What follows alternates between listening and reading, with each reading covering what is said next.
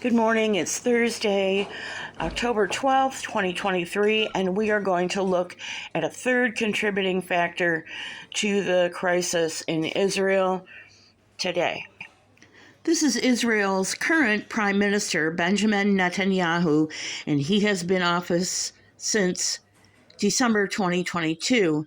Previously, he was in office in the same position from 1996 to 1999, as well as from 2009 to 2021.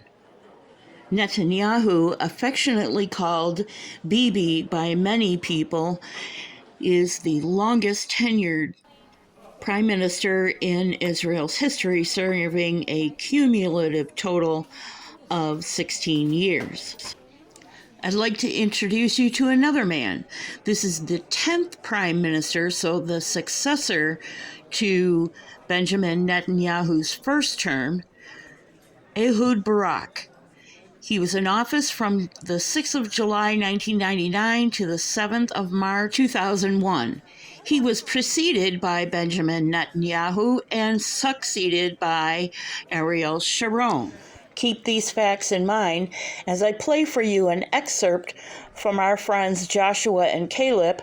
Part of their original assignment was to go interview a Middle East policy expert, Avi Lipkin. And yesterday you were explaining to us, Avi, the origins of basically a coup that you believe, a deep state movement within the Israeli government of this liberal socialist party that's trying to oust Benjamin Netanyahu and this Likud government by allowing, you said, the Hamas to come through and invade Israel. You explained about these generals being part of a socialist party, even in Mossad.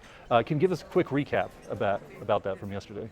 The situation today is, and I'm looking at the camera now, all Christians should pray for Netanyahu, because the whole idea of a coup d'etat is happening right now, and the switch that is bringing about the coup d'etat, the date is Saturday, this last Saturday.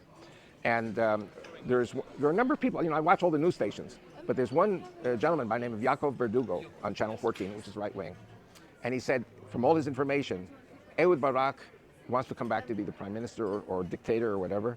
He's got to get rid of Netanyahu, and he's so fundamental in how he plans things that he knows exactly the date. Before this invasion happened, he knew the date when Netanyahu would be deposed. The date was this last Saturday, was the invasion by Gaza. And so now what's happening is Netanyahu is being blamed for it, but it's not his fault, because if his generals hide from him what's really going on, and the Egyptians did give us the information, you know what? Let's say the Egyptians didn't give us the information. How could they knock down 60 blocks in the wall and bring through 1,000 terrorists into Israel? We think there may even be some tunnels, which we don't know about, which we didn't discover.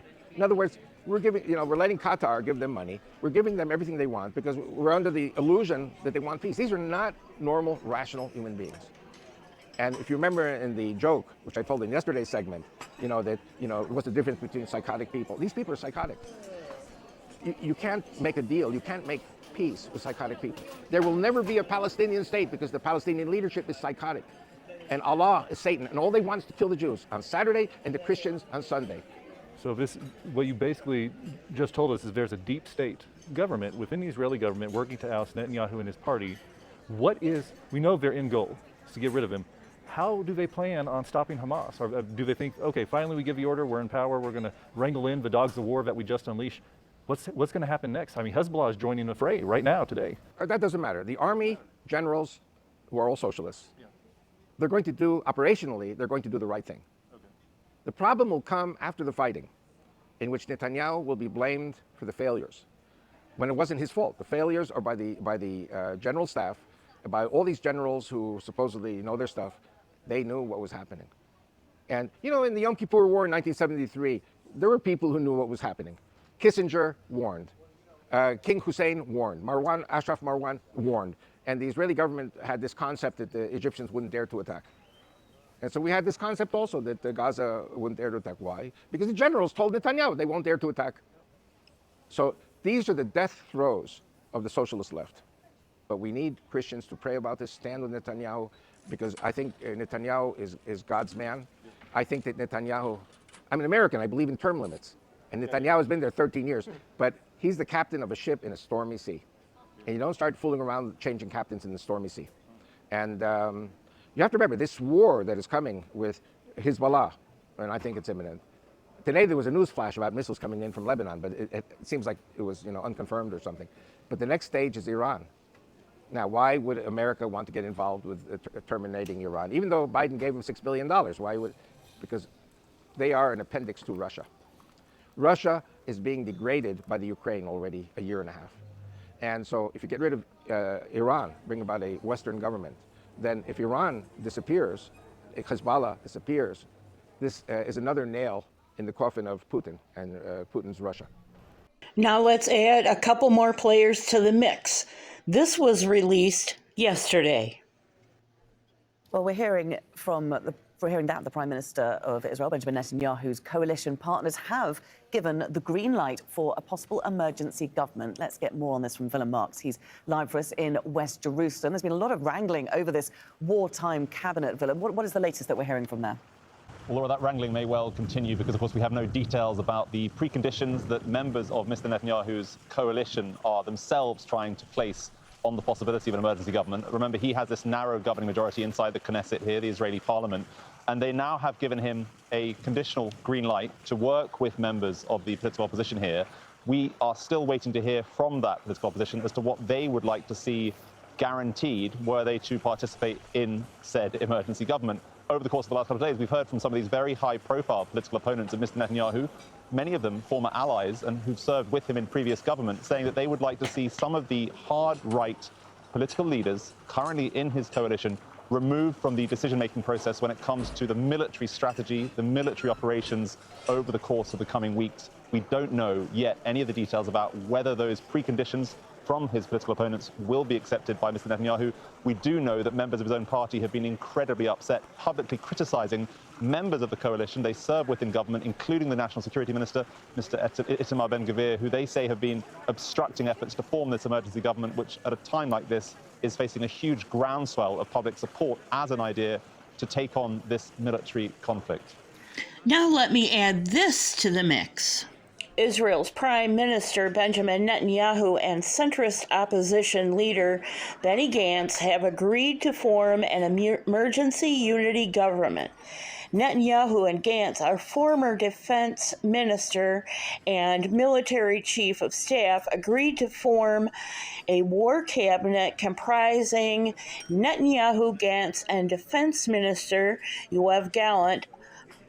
A joint statement from Gantz's National Unity Party said on Wednesday. Statement said that the unity government will not promote any unrelated policy or laws except those related to the ongoing fighting with Hamas in Gaza.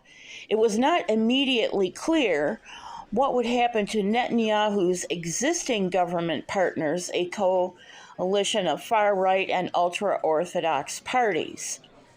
Now let's look at means, motive, and opportunity. I think without stretching our imaginations too far, we can all come up with a variety of groups and individuals who would have the means. In other words, the cash. We're certainly not lacking motive. It seems everybody in the region has a motive to want to take Israel down, and those same motives extend well beyond the Middle East. We already know who had the opportunity and took advantage of it. However, they had to have means, and the question of where their means came from is a little foggy. And they certainly have motive, as do their financiers. The question remains to be answered whether a prime minister, a former defense minister, and a current defense minister are a strong enough balance against one former prime minister who allegedly wants that seat back. If Avi Lipkin is as good a foreign policy analyst as his reputation shows thus far, he may have just given us the last puzzle piece into the larger picture of what happened October 6, 2023, 50 years to the day after the Yom Kippur War. We didn't get back to our fancy map today as I had promised.